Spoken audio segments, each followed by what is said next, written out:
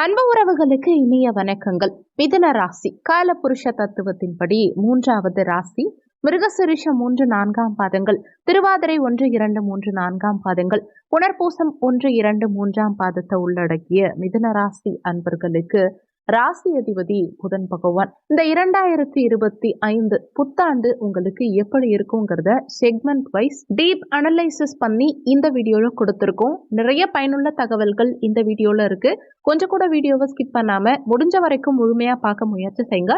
வாங்க வீடியோக்குள்ள போலாம். முதல்ல குடும்ப ஒற்றுமை எப்படி இருக்குங்கிறத பார்க்கலாம். ஏன்னா குடும்பம் நல்லா இருந்தாதான் நமக்கு வாழ்க்கை நல்லா இருக்கும். சம்பாதிக்கிறது, வாழறது எல்லாமே நம்ம குடும்பத்துக்காக தானே. அப்ப குடும்பம் நல்லா இருந்தா எல்லாமே சரியா இருக்கும். அப்போ அங்க இருந்து போலாம். அந்த வகையில இந்த வருஷத்துல மே மாதத்திலிருந்து உங்களுக்கு ஜென்ம குரு ஆரம்பமாக போகுது. அதே மாதிரி 10ஆம் இடத்துல இருக்கும் ராகு 9ஆம் இடத்துக்கு போக போறார். 4ஆம் இடத்துல சுகஸ்தானத்துல இருந்த கேது பகவான் முயற்சி ஸ்தானத்துக்கு போறார்.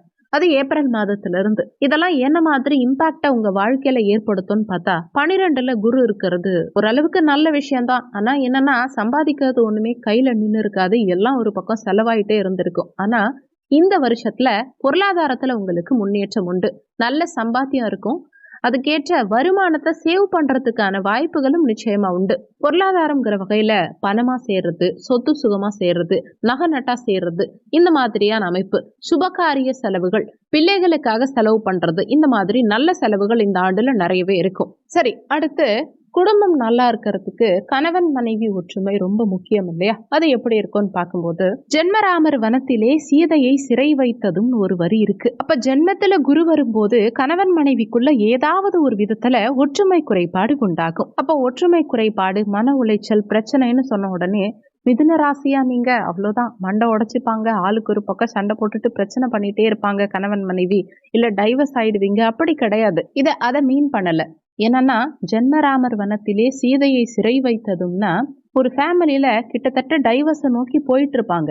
அதை பெரியவங்க எல்லாம் சேர்ந்து பேச்சுவார்த்தை நடத்தி அந்த பிரச்சனையை அப்படியே ஸ்டாப் பண்ணி ஓரளவுக்கு ஃபேமிலியை கொண்டு போயிட்டு இருப்பாங்க.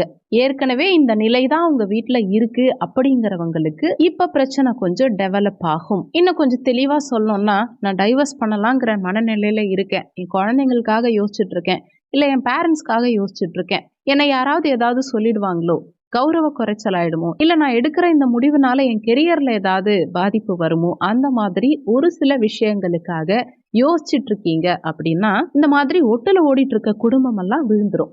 பிரிவினை உண்டாகும். பிரிவினையை நோக்கி தான் போறேங்கிறவங்களுக்கு இந்த காலகட்டத்துல பிரிவினை வரும். கேஸ், கோர்ட், இந்த மாதிரி விஷயத்துல போகும். சரி, நல்லா இருக்க குடும்பம் எப்படி இருக்கும்னா, உத்தியோகத்துக்காக, தொழிலுக்காக கணவன் மனைவி 2 பேரும் பிரிஞ்சு இருக்க மாதிரி சூழலை கொடுக்கும். வெளிநாட்டுல வேலை பார்ப்பாங்க, மிலிட்ரியில வேலை பார்ப்பாங்க, வெளியூர்ல வேலை பார்ப்பாங்க, இல்ல தான் இருக்கிற இடத்துல ஃபேமிலியை வச்சுக்க முடியாத சூழ்நிலையில இருப்பாங்க. அந்த மாதிரியான அமைப்பு. இல்ல ஒரு சிலர் நான் உள்ளூர்லயே தான் இருக்கேன், பக்கத்திலேயே தான் இருக்கேங்கிறவங்களுக்கு ஃபேமிலியோட அதிகமா டைம் ஸ்பெண்ட் பண்றதுக்கு டைம் இருக்காது.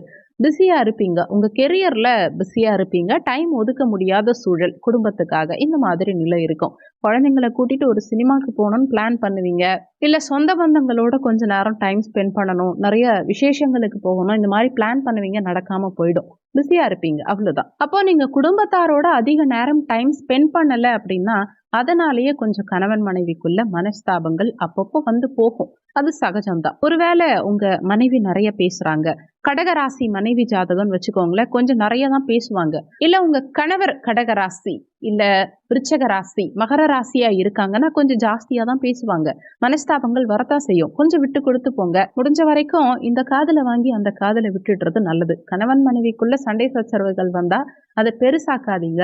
அதை அப்படியே மனசுலயே வச்சுட்டு இருந்தா பிரச்சனை பெருசாகும். இந்த காதலை வாங்கி அந்த காதலை விட்டா பிரச்சனை அப்போதைக்கு முடிஞ்சிடும். இதுல நான் தான் விட்டு கொடுத்து போகணுமா, என் மனைவி விட்டு கொடுத்து போகட்டும் அப்படின்னு நினைக்காம யாராவது ஒருத்தர் விட்டு கொடுத்து போனா குடும்ப ஒற்றுமை நல்லா இருக்கும். நீங்க தான் விட்டு கொடுத்து போகணுமா, அவங்க விட்டு கொடுத்து போகட்டும் அப்படின்னு நினைச்சீங்கன்னா உங்க 2 பேர்ல யாரு புத்திசாலியோ அவங்க விட்டு கொடுத்து போங்க. திருமண வாழ்க்கை இந்த ஆண்டு நல்லா இருக்கணும்னா அப்பப்போ சண்டை சச்சரவுகள், குடும்பத்துல மனஸ்தாபங்கள், பூசல்கள் வரும். விட்டு கொடுத்து போனா பிரச்சனை முடிஞ்சுது. இந்த வருஷத்தை பொறுத்த வரைக்கும் நீங்க கணவனா இருந்தாலும் சரி, மனைவியா இருந்தாலும் சரி, மிதுன ராசிக்காரர்கள் நான் ரொம்ப கெத்தா இருப்பேன், எந்த இடத்துலயும் விட்டு கொடுத்து போக மாட்டேன் அப்படின்னு நினைக்காம கொஞ்சம் பிளெக்சிபிளா எவ்வளவு அடிச்சாலும் தாங்குறான், இவன் ரொம்ப நல்ல வேண்டாம் அப்படின்னு பேர் வாங்கிக்கோங்க. அடுத்து குழந்தை பாக்கியத்துக்கான அமைப்பு இருக்கான்னா இந்த ஆண்டு மே மாதத்துக்கு அப்புறம் நிறைய பேர் கன்சீவ் ஆகிறதுக்கான அமைப்புகள் இருக்கு. கன்சீவ் ஆனவர்களுக்கு நல்ல குழந்தை கிடைக்கிறது. ஆண் வாரிசு இல்லைன்னு கவலைப்பட்டு இருக்கவங்களுக்கு ஆண் வாரிசு கிடைக்கிறதுக்கான அமைப்புகள் எல்லாம் இந்த ஆண்டு நல்லா இருக்கும். ஒரு சிலர் குழந்தைக்காக வைத்தியம் பார்ப்பாங்க. வைத்தியத்தை நோக்கி போகலாமா, பிசிஓடி ப்ராப்ளம் இருக்கு, பிசிஓஎஸ், தைராய்டு இந்த மாதிரி பிரச்சனை இருக்கவங்க அது பாட்டுக்கு இருந்துட்டு போட்டோம், தாராளமா ட்ரீட்மெண்ட் எடுங்க.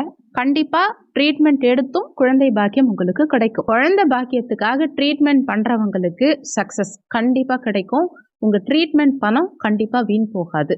ஒரு சிலருக்கு ஏற்கனவே குழந்தையெல்லாம் இருக்கு, அவங்க நல்லா படிப்பாங்களான்னு கேட்டீங்கன்னா மிதுன ராசிக்காரர்களுக்கு உங்க குழந்தைகள் நல்லாவே படிப்பாங்க. குழந்தைகளால மனமகிழ்ச்சி உண்டாகும், பெருமை கிடைக்கும். ஏன்னா குரு மே மாதத்துல இருந்து உங்க ராசிக்கே பஞ்சமஸ்தானத்தை பார்க்க போறார். அப்போ பிள்ளைகளால பெருமை தான் கிடைக்குமே தவிர சிறுமை ஒன்றும் அடைய போறதில்ல. அந்த வகையில குழந்தைகளுக்கு நல்ல யோகமான காலகட்டம் தான். மேற்படிப்புக்காக ஒரு சிலர் வெளிநாடு, வெளியூர் போவாங்க. பொருளாதார ரீதியான முன்னேற்றமும் தொழில் ரீதியான முன்னேற்றமும் இருக்கிறதுங்கிறது ஒரு பக்கம். குழந்தைகளுடைய முன்னேற்றமும் நல்லா இருக்கும். அவங்கள பார்த்து நீங்க சந்தோஷப்படுற மாதிரியான அமைப்பு இருக்கும். அதே மாதிரி உடல்நிலை சரியில்லாம குழந்தைங்க இருக்காங்க, இல்ல சரியா பேசாம இருக்காங்க, இல்ல சரியா நடக்காம இருக்காங்க, அவங்களுக்கு வளர்ச்சி பெருசா இல்லைன்னு வருத்தப்படுறவங்களுக்கெல்லாம் நல்ல முன்னேற்றம், இம்ப்ரூவ்மெண்ட் நிச்சயமா இந்த ஆண்டு இருக்கும். ஆரோக்கியமான குழந்தைகள், நல்ல படிப்பு இருக்கும். உங்களை சந்தோஷப்படுத்துற அளவுக்கு குழந்தைகள் நல்லாவே இருப்பாங்க. பெரிய படிப்புக்கு போறாங்க, உயர்கல்வி போறாங்க, வெளிநாட்டுக்கு போறாங்க, அவங்களுக்கு சக்சஸ் ஆகுமானா நிச்சயமா சக்சஸ் ஆகும். அவங்களுக்கும் ஃபினான்ஷியல் டெவலப்மெண்ட் ரொம்ப நல்லா இருக்கும். அங்க படிச்சுக்கிட்டே வேலை பார்க்கறது, படிச்சு முடிச்ச உடனேயே கேம்பஸ் இன்டர்வியூ செலக்ட் ஆகிறது, வேலை கிடைக்கிறது, இதெல்லாம் இந்த வருஷம் நல்லாவே இருக்கும். அடுத்து ஹெல்த் வைஸ் உடல் நலம் எப்படி இருக்கும்னா ஹெல்த் வைஸ் நல்லாவே இருக்கும், அதுல ப்ராப்ளம் கிடையாது. ஆனா இந்த ராசியில குரு வருது இல்லையா, அப்போ ஜனனகால சந்திரனோட குரு சேர்றாருன்னு அர்த்தம். லேசா உடம்பு சரியில்லாம போனா கூட பெருசா பயப்படுவீங்க. அந்த பயம் மட்டும் வேண்டாம், மற்றபடி ஹெல்த் எல்லாம் நல்லா தான் இருக்கும். இன்னும் சொல்லணும்னா 3ஆம் இடத்துல கேது வரதுனால ஒரு சிலருக்கு ரெஸ்பிரேட்டரி சிஸ்டம், சளி சம்பந்தப்பட்ட தொல்லைகள் கொடுக்கறதுக்கான அமைப்புகள் உண்டு. பாடி ஹீட் அதிகமாகிறது, அதனால ஒரு சிலருக்கு கான்ஸ்டிபேஷன் ப்ராப்ளம், பைல் சம்பந்தப்பட்ட தொல்லைகள், மலச்சிக்கல் இதெல்லாம் இருக்கும். ஆனா எல்லாருக்கும் இந்த பிரச்சனை வந்துடாது, பயப்பட வேண்டாம். நல்லா தண்ணி குடிக்கிறது, நல்லா தூங்கி ரெஸ்ட் எடுக்கிறது, காரத்தை குறைச்சிக்கிறது, இதெல்லாம் உங்களுக்கு ரொம்ப நல்லது. இப்போ எம்ப்ளாய்மெண்ட் ஆப்பர்ச்சுனிட்டிஸ் எப்படி இருக்கும்? ஃப்ரெஷர்ஸை பொறுத்த வரைக்கும் இப்பதான் முடிச்சுட்டு வராங்க, இந்த வருஷம் முடிச்சுட்டு வராங்க, அல்லது நெக்ஸ்ட் இயர் முடிக்க போறாங்க. இந்த வருஷத்துல ஆல்ரெடி முடிக்க போறேன் அல்லது முடிச்சுட்டேன், இனிமே எப்படி இருக்கும்னு எடுத்துக்கிட்டா அந்த ஃப்ரெஷர்ஸ்க்கு வேலை கிடைக்கிறது கண்டிப்பா கிடைக்கும். வேலை வாய்ப்புக்கு உண்டான அமைப்பு இருக்கு. ஆனா இதுல ஒரே ஒரு காம்ப்ரமைஸ் இருக்கு. உங்களுக்கு கிடைக்கிற வேலை நீங்க எதிர்பார்க்கிற மாதிரியான வேலையா இருக்காது, கொஞ்சம் கம்மியான வேலையா இருக்கலாம். அது பதவி ரீதியா இருக்கலாம், அல்லது நீங்க எதிர்பார்க்கிற டொமைன் இல்லாம இன்னொரு டொமைன்ல கிடைக்கிற மாதிரி இருக்கலாம், அல்லது சம்பளம் நீங்க எதிர்பார்க்கிற சம்பளம் இல்லாம கொஞ்சம் கம்மியா வர மாதிரி சூழல் இருக்கலாம்.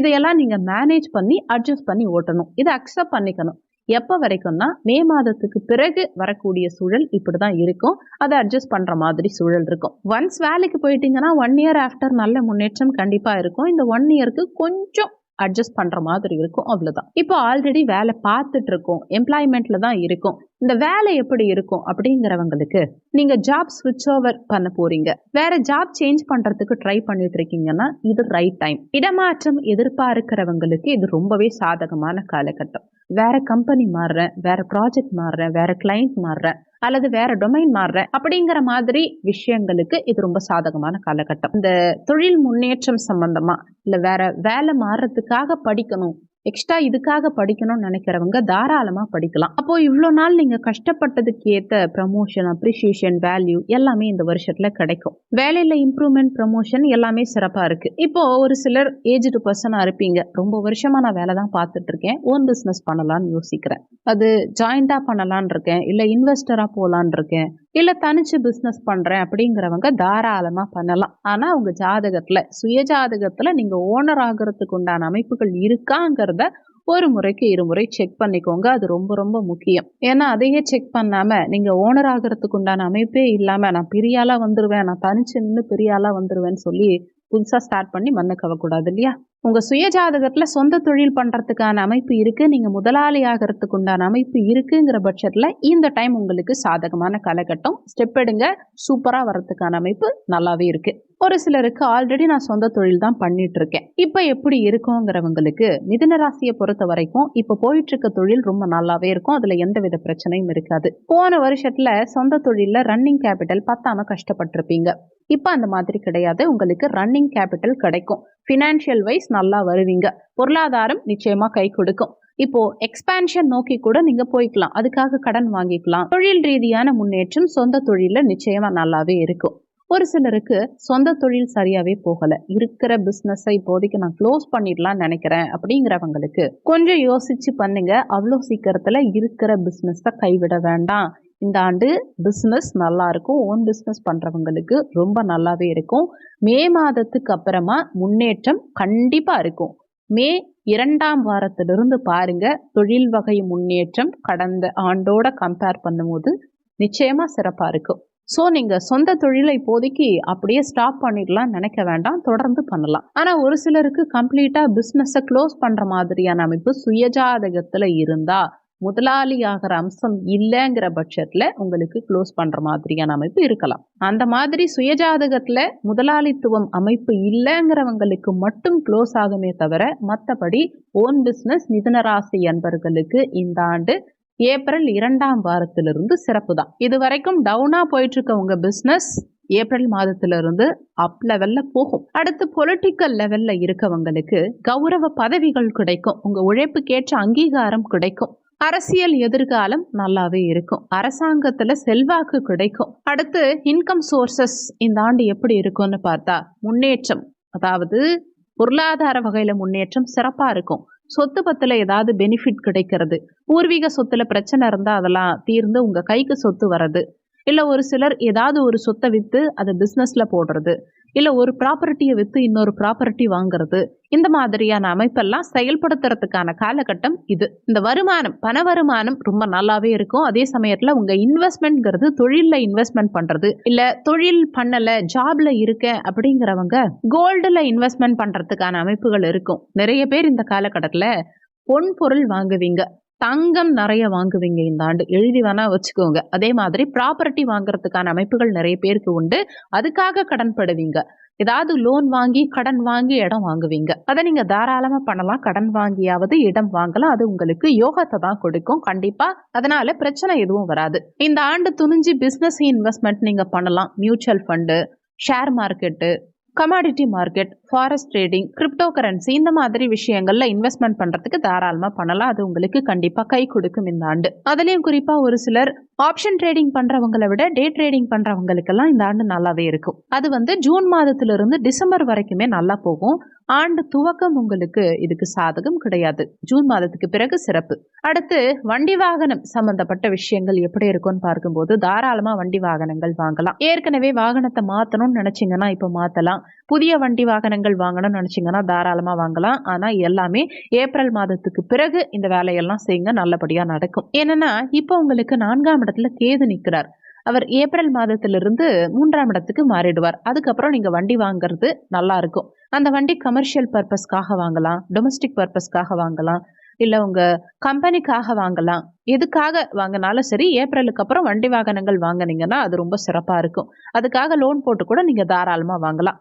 அடுத்தபடியா சுபகாரியங்கள் நடக்கிறதுக்கான அமைப்புகள் இருக்குன்னா நிச்சயமா 100% இருக்கும். குரு உங்க ராசிக்கு வந்துடுறதுனால நிறைய சுபகாரியங்கள்ல நீங்க கலந்துக்கிற மாதிரி சூழல் இருக்கும். கோவில் திருப்பணிகள்ல கலந்துக்கிறது, கோவில் குளங்களுக்கு நிறைய போயிட்டு வர்றது, சொத்து சம்பந்தப்பட்ட விஷயங்களுக்காக நிறைய டிராவல் பண்றது, இந்த மாதிரி அமைப்புகள் எல்லாம் நிறையவே வரும். அதெல்லாம் உங்களுக்கு சாதகமா தான் இருக்கும். துணிஞ்சு சுபகாரியங்கள் பண்ணலாம். சுபகாரியங்களுக்காக செலவுகளும் நிறைய பண்ணலாம். அடுத்து ஃப்ரெண்ட்ஸ் அண்ட் ரிலேட்டிவ்ஸோட ஒத்து போறது எப்படி இருக்கும்னு பார்த்தா, இவ்வளவு காலமா இழுத்துட்டு இருந்த அல்லது கருத்து வேறுபாட்டுனால பிரிஞ்சிருந்த ஃப்ரெண்ட்ஷிப்பா இருந்தாலும் சொந்த பந்தமா இருந்தாலும் அவங்க நெருங்கி வர்றதுக்கான அமைப்பு ஸ்ட்ராங்கா இருக்கு இந்த ஆண்டு.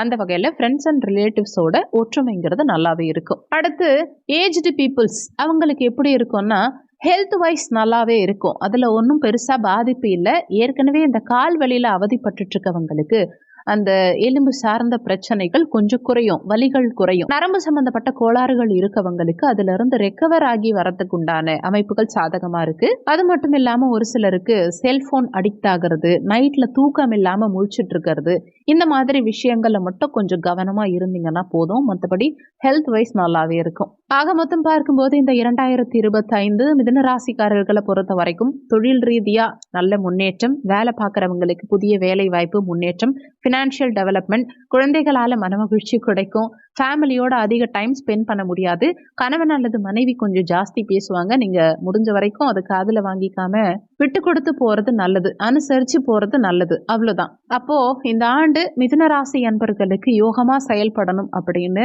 நானும் இறைவனை வேண்டிக்கிறேன், நீங்களும் வேண்டிக்கோங்க. இந்த வீடியோ உங்களுக்கு பயனுள்ளதா இருக்கும்னு நம்புறோம். மற்றவங்களுக்கும் பயன்படணும்னு நினைச்சீங்கன்னா உங்க ஃப்ரெண்ட்ஸ் அண்ட் ரிலேட்டிவ்ஸ்க்கும் வீடியோவை ஷேர் பண்ணுங்க. அவங்களும் பயன்பெற்ற அந்த புண்ணியம் உங்களுக்கும் கிடைக்கும். இந்த வீடியோல உங்களுக்கு ஏதாவது சந்தேகம் இருந்தா கீழே இருக்க கமெண்ட் செக்ஷன்ல சொல்லுங்க. நன்றி. மற்றும் ஒரு நல்ல பதிவோடு மீண்டும் உங்களை சந்திக்கிறோம்.